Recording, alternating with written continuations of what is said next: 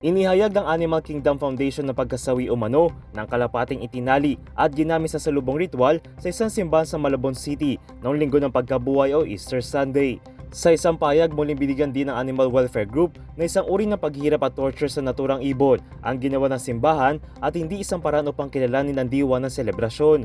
Anila bagamat kinikilala nila naging payag ng simbahan bilang isang regrettable akong ginawa sa ibon, ay kinwestiyon pa rin ito ang bahagi ng payag kung saan papakola naman daw umano kalaunan ang ginamit na ibon. Ayon kasi sa foundation ay tila mayroon pa ring intensyon na ipagpatuloy ang nasabing tradisyon.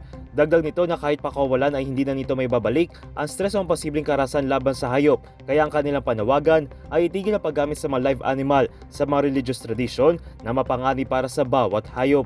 Samantala, nagpayag na rin ang pamunan ng simbahan na ititigil na ang nasabing aktibidad sa mga susunod na pagdiriwang at itiyaking isasagawang ritual na may paggalang sa kalikasan at may buhay.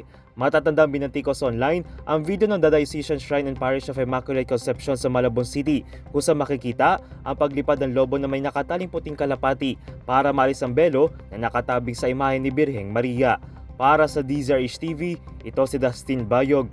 Una sa Pilipinas, una sa Pilipino.